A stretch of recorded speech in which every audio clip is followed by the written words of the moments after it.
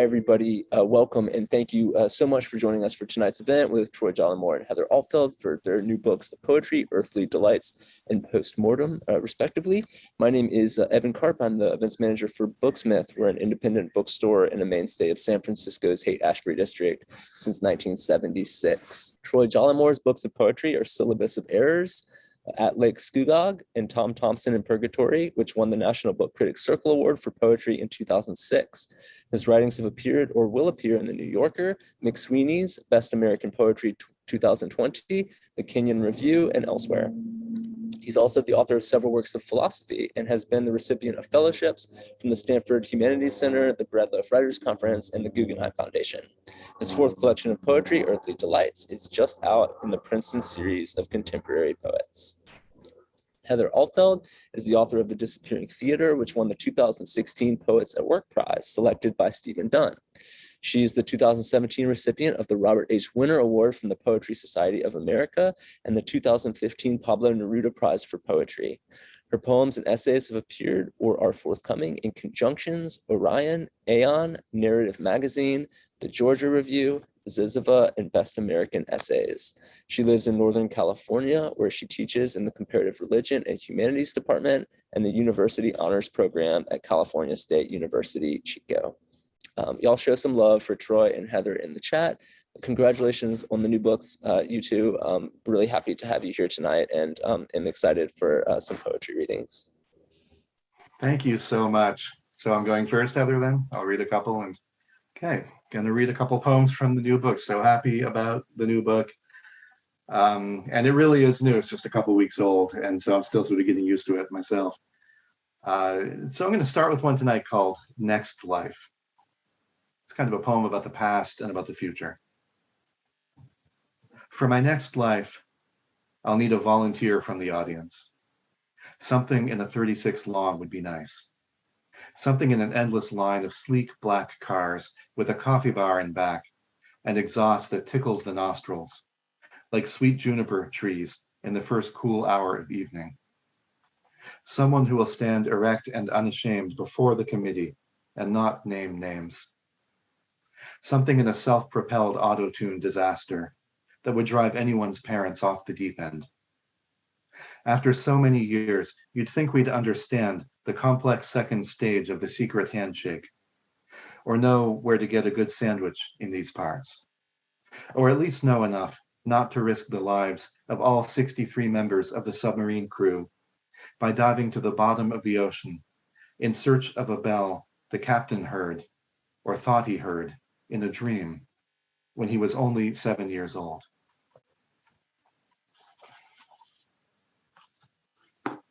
This is a poem called At Limantor. Limantor is a beach in California, not too far from where we live. Not too close, but not too far also. And we've spent some time there and some meaningful moments there. It's a really beautiful spot. At Limantor. At the water's edge, you feel the mind of the planet as if entering it from a different direction. The sharp, dry blades of the yellow and pale green beach grasses, the Earth's cover versions of itself, clouds wisping in the thin, far-off blue, giving voice to a different music, an alternative tone of thought, and your own memories that for so long have perplexed you, fitting at last like jigsaw puzzle pieces into a larger whole. The entire interlocking superstructure, something you could not have guessed at, but which now seems entirely inevitable. What mad chance it is to be. It is to be here. It is to be an organism with a body that moves and senses, gasping and singing, and about to die if deprived for mere minutes of the elements that sustain you. Despite what you've said, the truth is that you do not mind being loved, being seen in public places, being born from the bodies of the predecessor animals, and giving birth in turn to other animals, the ones that will move away from you, to wander and graze and soil the landscape. Your destiny is here. If the stars are frozen on their surfaces, not hot, as you have long suspected, nothing changes. The crash of the breaking waves will roll down along the beach to the place where you sit and then past you, remaining what it was. And the seeds that have gathered together and given themselves your name will not in the end refuse their mission. Gasping and singing and sighing, trembling in the wind, trembling like the brittle shaking grasses. Call it dancing. So Heather and I sort of agreed not long ago, like a couple minutes ago, that we would each read a couple poems and then toss the ball into the other court and let the other person read a couple. And hopefully this way, if you're starting to nod off, as often happens during poetry readings, this will wake you up. So I'm going to hand the baton over to Heather for the moment. And if you're ready to go, Heather, and we can't hear you, you're muted. Thank you all for coming. And this is so surreal because about 6 weeks ago, I started teaching in person again. And I feel like I'm having one of those like vintage moments where I, returned to this scene in the past, like, oh yeah, I remember when we were all on Zoom, because I have been in person now for 6 weeks with my classes, which has actually been really joyous experience. So I am just going to read one on this round because it's a bit longer, and it's called The Glymphatic System, which is a really interesting concept to me. Evidently, for years, neurologists suspected that there was something that cleaned out the lymphatic system. And it has been now postulated that there is, and it's called the glymphatic system. So this is divided into a couple of parts. At first, it was just matter and what wasn't matter. Sky, wind, arrowheads, memories, rocks to sharpen, rocks to throw, and tenderness, which existed mostly at night when it rained. No, first it was sky, wind, memory, fire, and anger. Tenderness arrived when the first baby fell into a dream that she was still in the womb and never learned how to wake up. After some time, we found the ocean and boats and greed still in its infancy, guarded by a few primordial thugs. Then handfuls of wheat, some villages, a strong desire to control water and darkness. Someone ground grains of sand into glass and peered inside. And it was as though all the while a curtain that had existed between us and the circus of cells that partied and drank as we sang or jumped off boulders into a cold lake dissolved. And for the first time, we saw the tiny truths of things. Protons, electrons, neutrons, all in an invisible symmetric vaudeville, made up the lake and the songs in the sky and the cradle of earth that held the dead.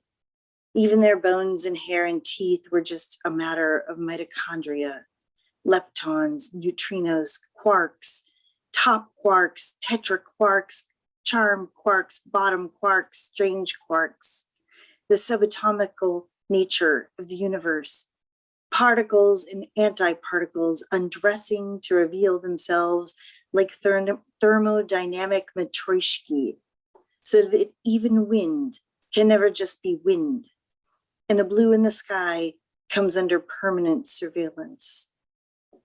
It's like when you're falling in love and all you can see are the lips of the one you so badly want to kiss, and the curve of their ass in the seat in front of you. All you hear is the line of verse they quote as they lick frosting off your neck and pull you back into bed to sip for a while at the straw of your heart. It will be years before you figure out that no matter how hard you try, you'll be eluded by the dark matter of their love. Science has just now revealed that the brain holds an entire universe previously only suspected by medicine. Inside the bends of gray matter, the wires and the coils, the trip switches and the clockwork that whirs and ticks as we putz and fuck. A shadowy system of vessels in the meninges takes out the trash for us each night, sorting the recycled memories from the bad dreams, the work crush from the soft hand of the one you married, buzzing the vacuum, cruising the piping with a wire brush, running the tunnels of our minds with a lymphatic canister of pledge. Even sleep is not just sleep anymore. Even the dream you had last night about being lost in a foreign city is just a tidy byproduct of a picture you saw of Phuket while you waited for your allergy shot. Billions of tiny cat hairs and particles of mold blasting into your right arm as you chatted on about the strange weather lately with the shot lady. What else might lie just beyond the rim? What other invisible planets hum and churr unseen while we are making love or dinner? What particulate compels you to get into your car late at night, driving the crooked roads, your ghostly pediddle too weak to navigate, toward what you cannot see or name, somewhere you need to be between Pompeii and Antarctica, disappearance and death? The babies know it exists. They cry all day long at some invisible madness only to curl against you right now in deep sleep. Look at her, something between a visage and a passerby, a dreamer contrived to fit into the hollow of your arm, who you will love at the atomic and the subatomic level, someone who you would chase all the way back to the womb if she tried to return. The recurring dream you have, where she gives up and lets you breathe each particle of air for her, just like you did all those long months ago, from now until she's 20, crumpled on the sidewalk beneath the streetlight like an old dollar bill. Oh, come, charmed quark, beautiful neutrino. Can you hear us down here, dizzy and helpless, from inside the tiny racket of light? Can we train you to dance in a way that doesn't bear a single element of loss?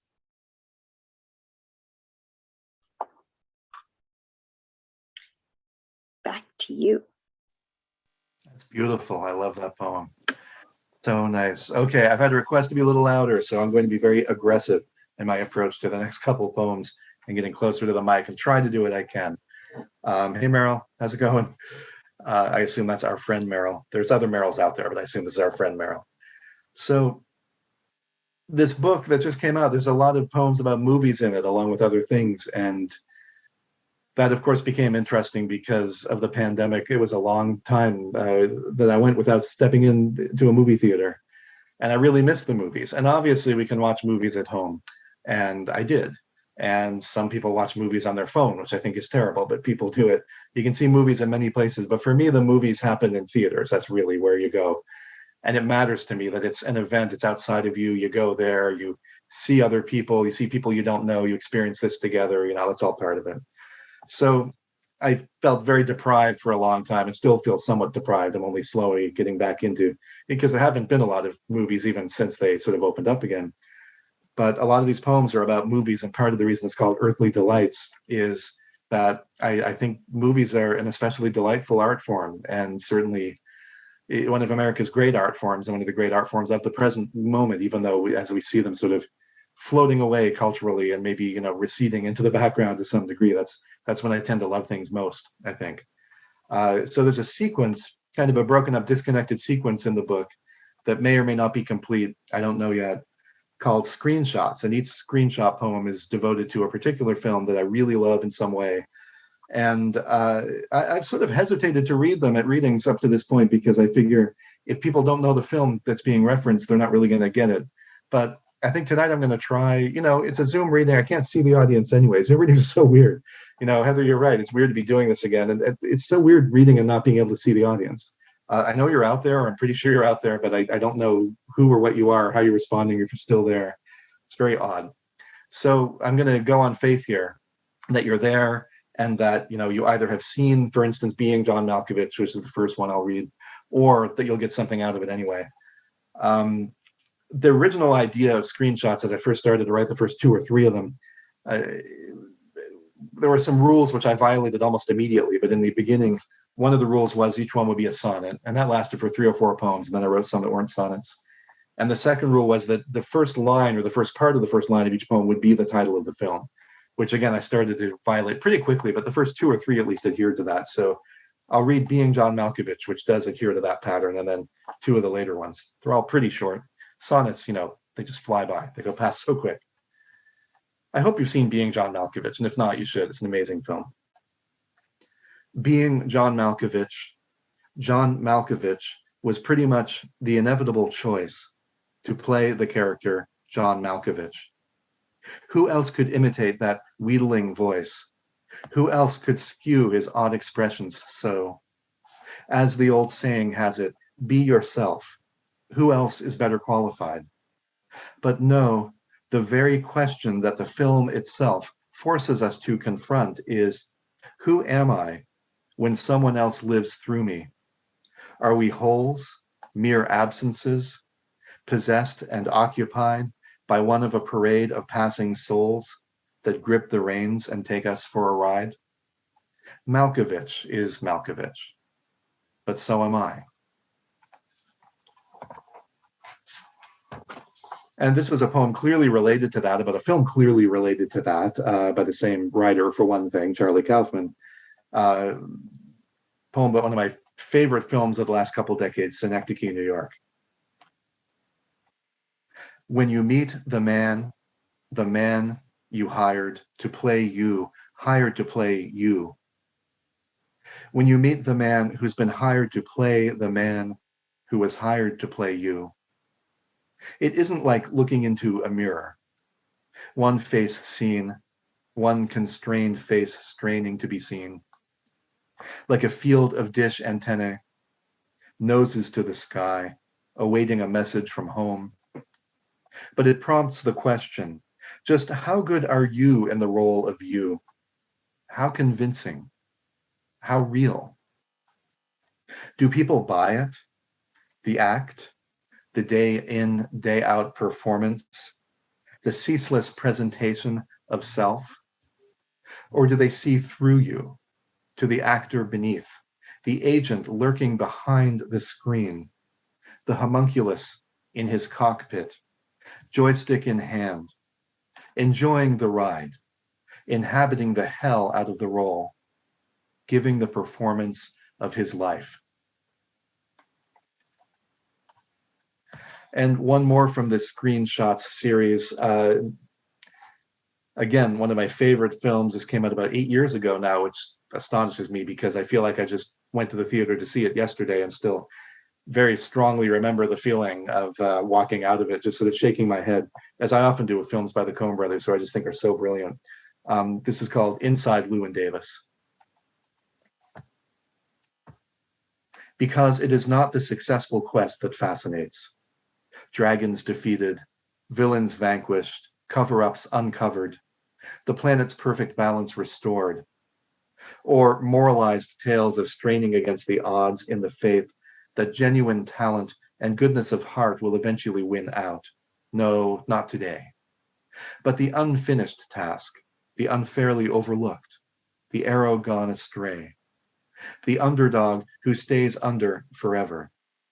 Because this time around, our sympathies lie not with Bob Dylan, Nobel laureate, but rather with the scruffy guy who warmed up the crowd for him and then left, and now is getting beat up in the alleyway out back, whose snow-trudging odyssey from New York to the gates of Horn and back again is the dark and unexperienced B-side of A Star is Born, or maybe The Wizard of Oz, the alternate ending the studio sat on, a story to be repeated, never new, never old, and rarely acknowledged.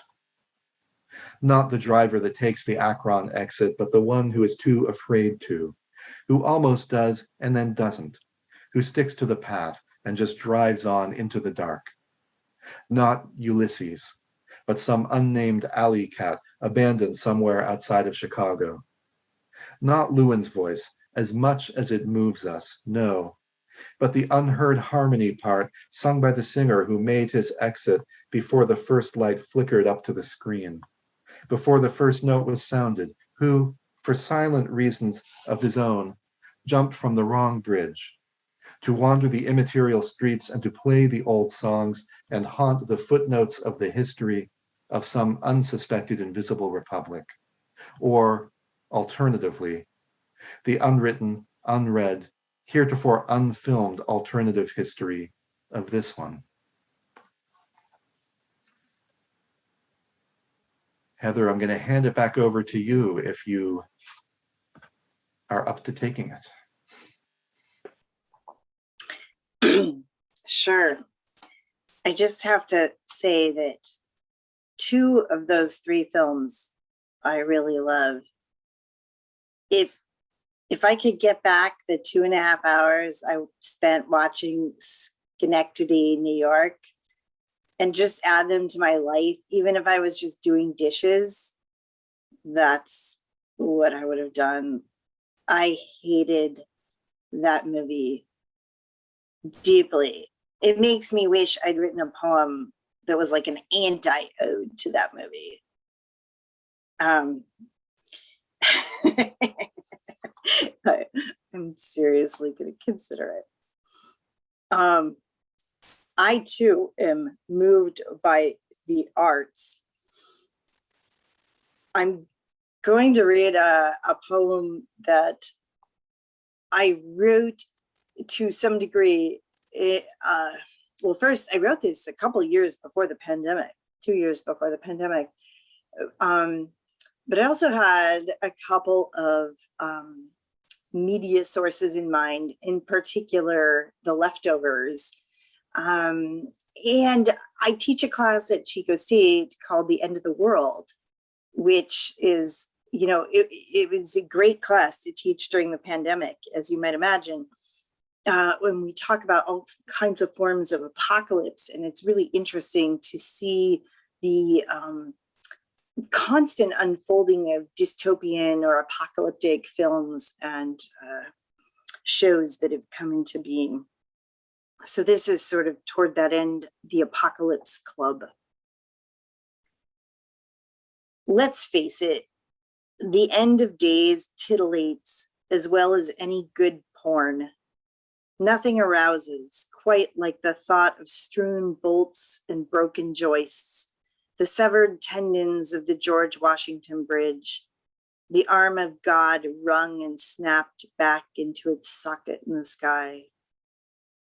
Is there anything so hot as you, dressed as a doomsday pinup with a round of ammo strapped to your chest for popping squirrels or the looters drinking from the slushy machine?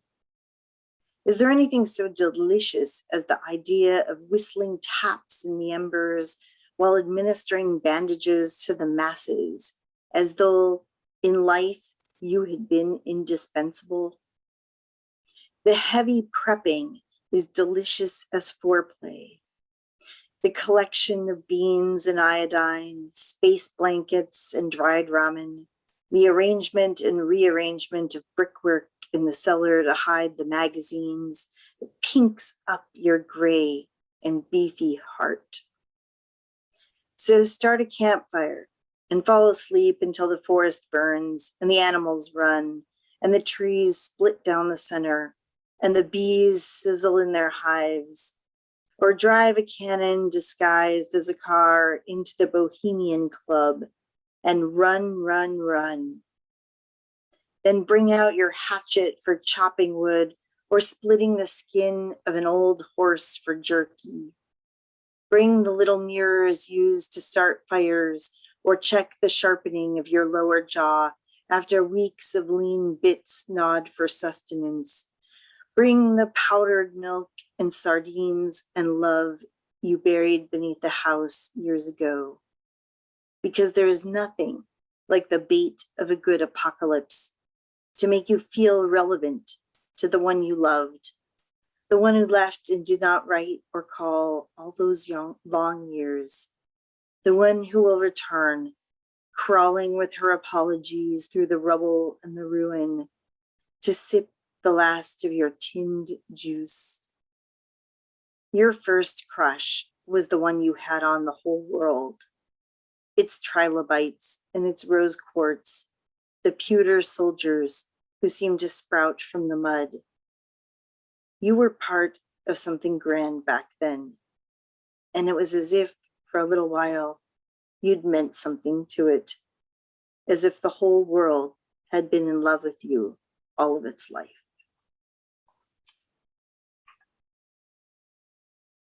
All right, Troy, take it away with your refutation of my refutation of Schenectady, New York.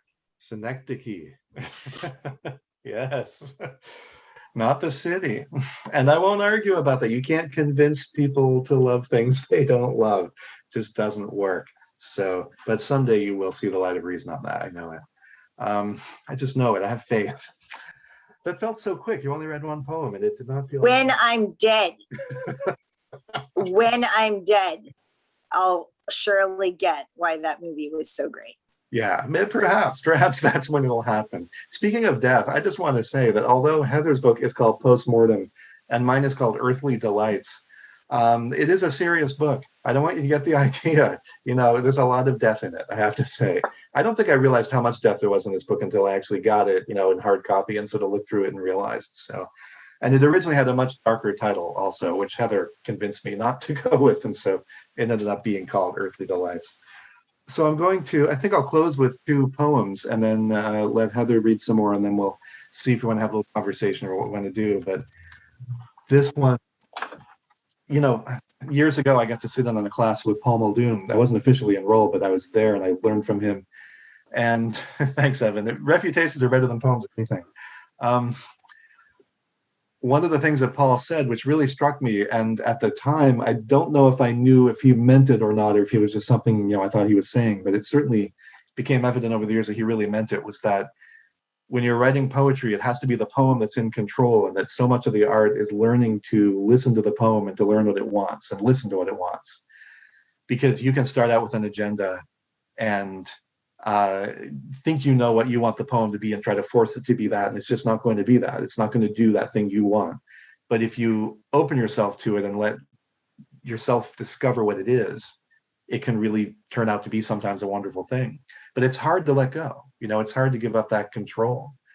And I remember him saying once, I think this was maybe in an interview or something, but again, it really struck me.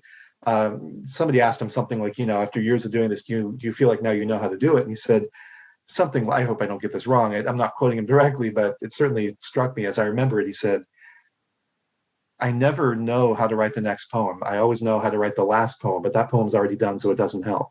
So he said, you know, every time I finish a poem, I feel a little, you know, happy that I finished a poem and scared that it might be the last one, because I never know if the next one is even coming. And I really, at the time, again, I sort of thought, does he really mean that? And now I know he really meant it, partly because, you know, I've heard him say it more than once, but partly because as a poet, you learn for yourself that that's really true. You don't control them, you just hope that they come. And so there's a reason why this new book of mine opens with an invocation to the muse, and also a reason why it has this poem about the poem that is never going to come to you, although you wish it would. So this is called The Poem You Will Not Live to Write. The poem you will not live to write, the poem you would have written, if only you had had one more month, one more day, one more hour, is a killer. A no-holds-barred, balls-out masterpiece, the one where you put it all together. Everything you learned, everything you suffered, all the bits of being human you spent your life gathering up. It's the poem you have been waiting for all your life. The poem you will not live to write. The next poem you would have written after the last poem you will write, which is, it must be said, a perfectly decent, unexceptional poem.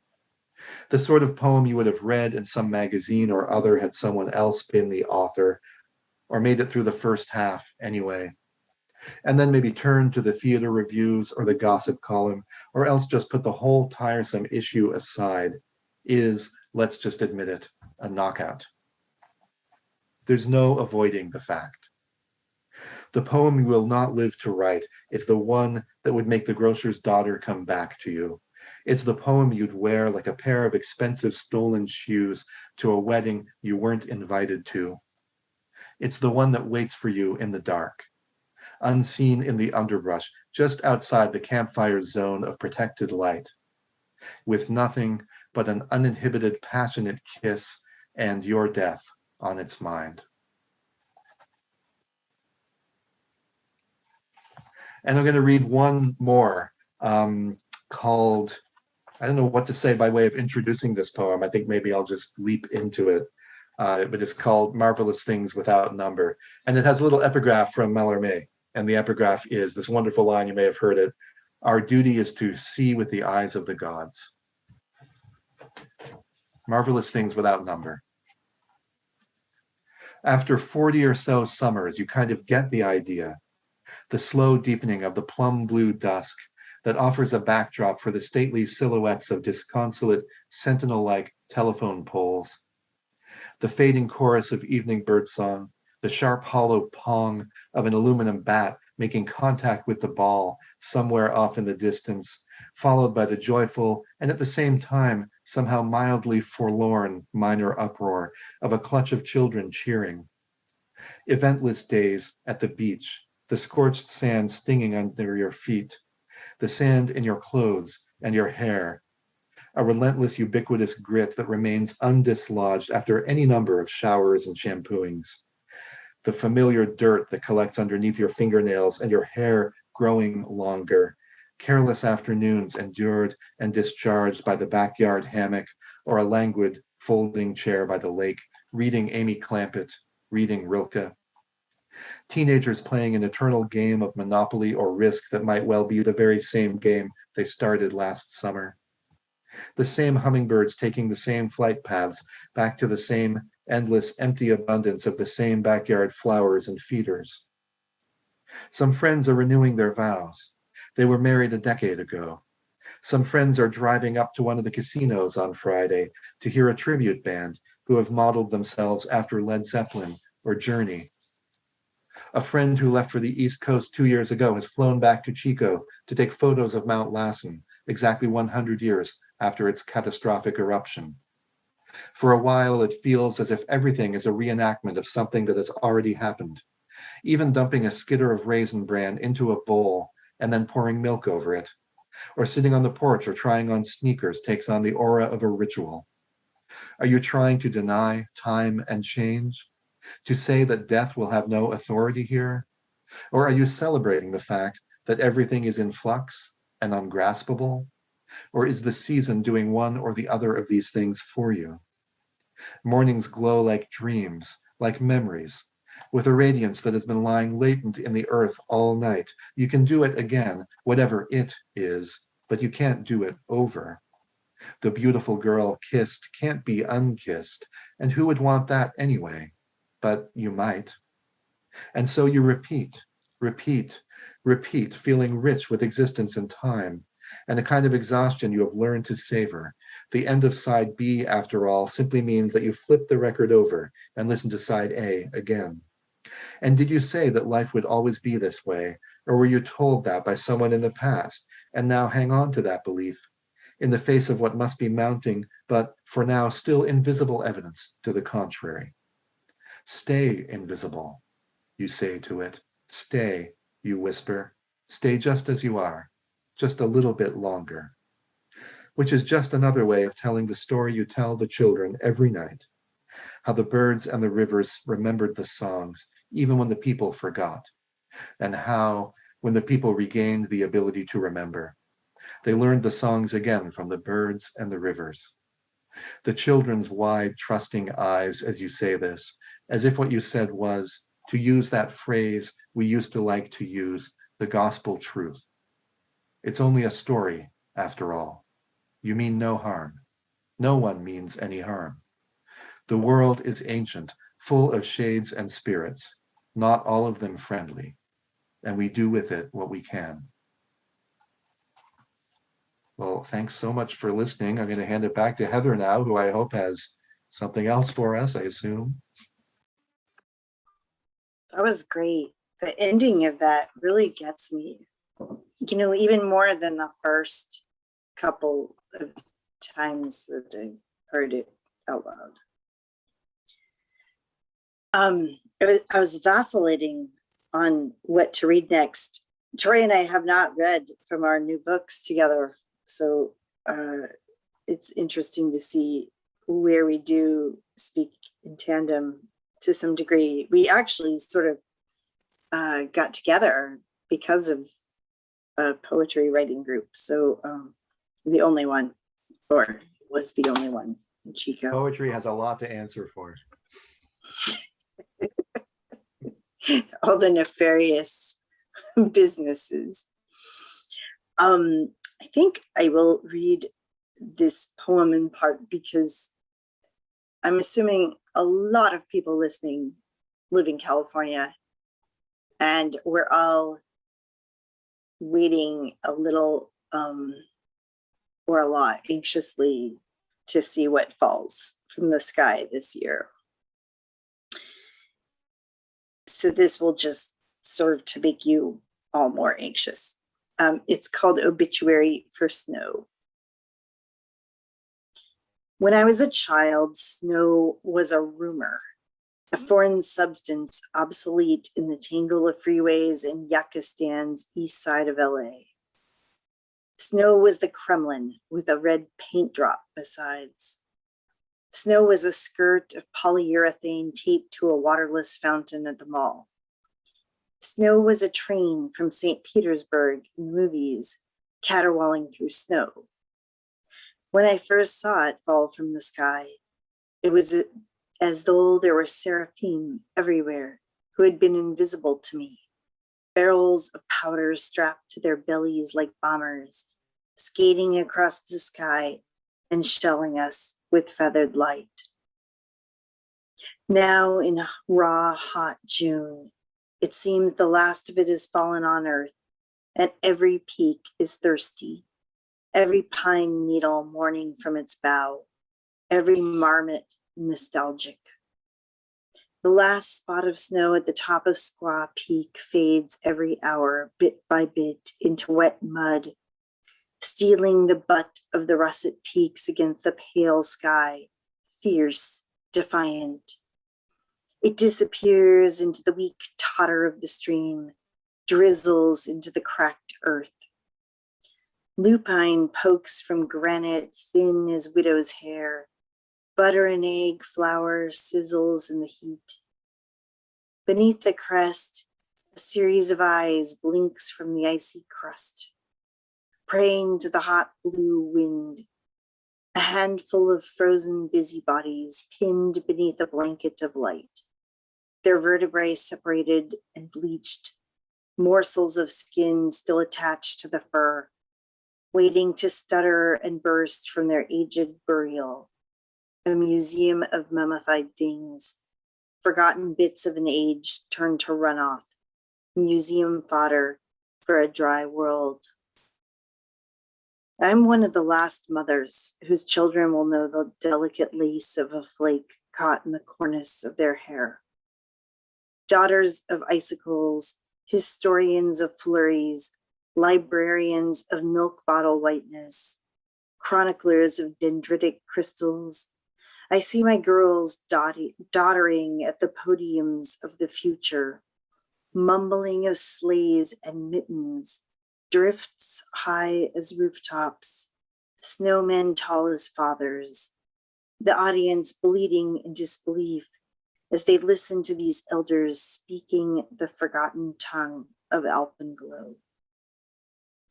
They will tell the story of the country bunny and the little gold shoes, which we read beneath these peaks when they were very young.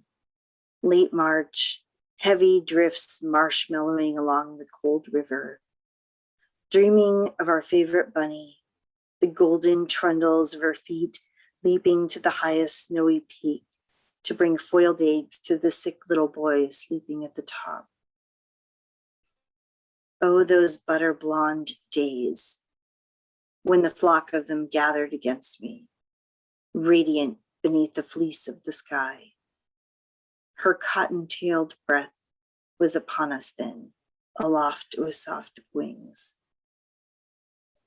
How much we will miss it as the warm winds warm and the tepid rains fall. That bright legend swirling in the antiquated light.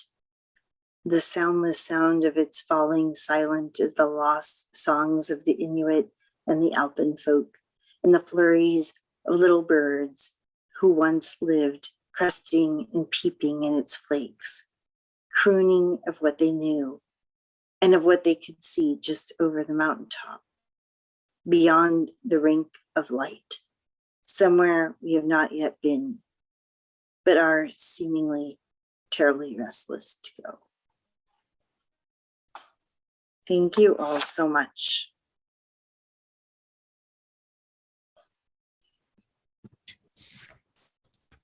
Thank you both. That was wonderful readings and refutations, as we mentioned earlier. I enjoyed that as well. I hope, do you guys mind? We do have an audience question. I'm wondering if y'all mind fielding it. Sure. And if anybody answer it, but we will entertain it. there you go. And if anybody's watching and you still are holding on to a question, it's not too late to drop it in the chat.